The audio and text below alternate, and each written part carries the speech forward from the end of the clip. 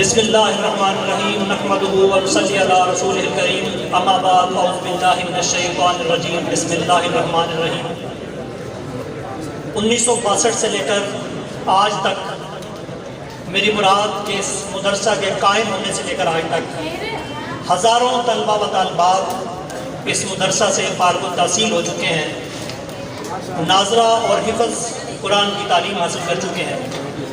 اور اس کے بعد ہم آج یہ سوچتے ہیں کہ ہم کس رب کریم کے بندے ہیں، کہ ہمارا رب کون ہے جو کہ رحیم اور کریم ہے، اور ہمارے پیغمبر کون ہے، رحمت للعالمین ہے۔ اور جس ولی اللہ کی بستی میں ہم رہ رہے ہیں، میری مراد حضرت بابا فرید الدین گنج شکر رحمۃ اللہ علیہ، انہوں نے ہمیں کیا پیغام دیا؟ محبت کا پیغام۔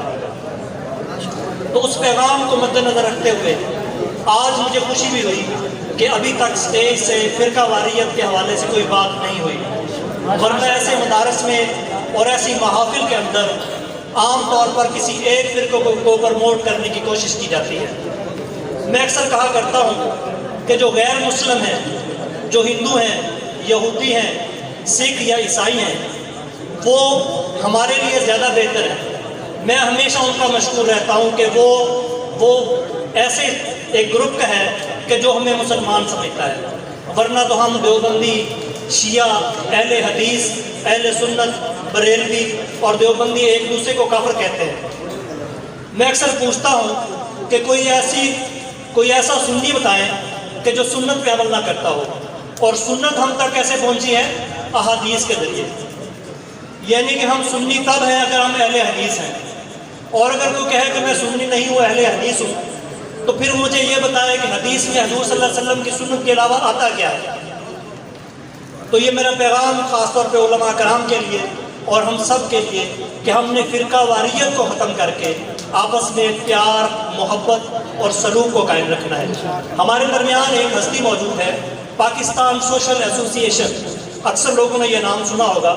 1930 میں یہ ایسوسی ایشن قائم ہوئی تھی۔ سب سے پہلے جبکہ ہندوستان کے اندر ہندوؤں نے مسلمانوں کے خلاف ایک قوت جمع کی تھی تاکہ مسلمانوں کو دبایا جا سکے، تو ان کے مقابلے کے لیے یہ ایسوسی ایشن قائم ہوئی تھی، جس کو قائم کس نے کروایا تھا؟ قائد اعظم محمد علی جناح۔ اور پہلے چیف اسکاؤٹ اس کے کون تھے؟ نواب بہادر یار جنگ۔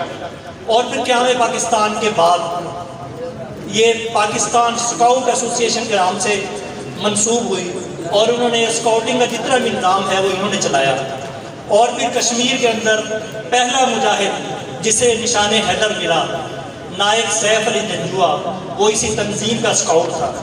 اور پھر پاکستان سوشل ایسوسی ایشن پورے ملک میں خاص طور پہ اچھے کام کرنے والے، سماجی کام کرنے والے لوگوں کو، شخصیات کو ایوارڈز اور اسناد سے سرفراز کرتی ہے۔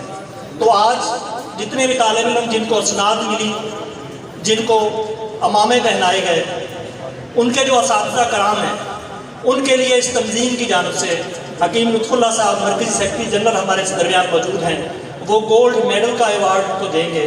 تو سب سے پہلے میں ملتمس ہوں ہمارے بھائی جاوید صاحب، جاوید معاویہ صاحب، وہ تشریف لائیں اور حکیم لطف اللہ کے ہاتھوں گولڈ میڈل کا ایوارڈ حاصل کریں۔ اور میں چاہوں گا کہ حاجی طالب حسین صاحب جو کہ اس ادارہ کے ساتھ بہت زیادہ تعاون کرتے ہیں، وہ حکیم صاحب کے ساتھ آ کر ان کو میڈل پہنائیں۔ جاوید معاویہ صاحب، قاری نصیر احمد صاحب،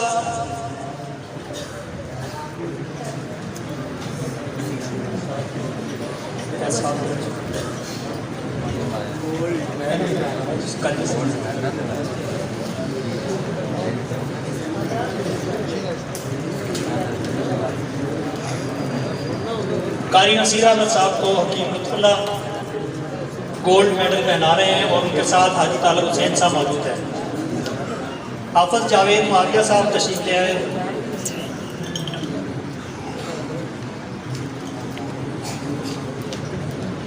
اور ان میں سے کچھ طلبہ کرام جن کو میری والدہ نے پڑھایا، حافظہ ام کلثوم جو بانی ادارہ ہزار قاری بشیر احمد چشتی صاحب کی صاحبزادی میں ہیں، تو ان کا گولڈ میڈل زاہد مرتضیٰ اور راشد مرتضیٰ وہ دونوں اکٹھے آ کر وصول کریں گے۔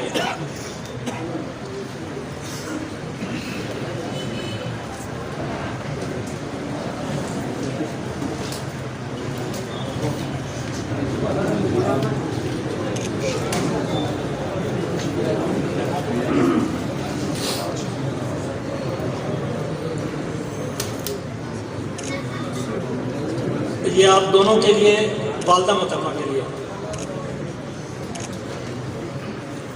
حافظ جاوید صاحب تشریف نہیں لائے۔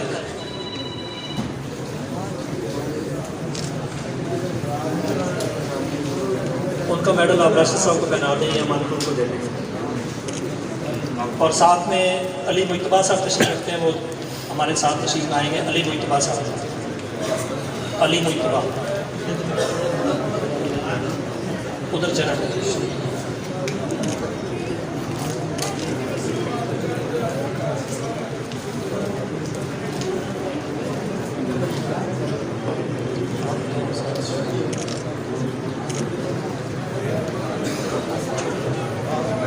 چلو جی، بہت شکریہ اب آپ کا جی۔ اب ہم علماء کرام کی باتیں سنیں گے۔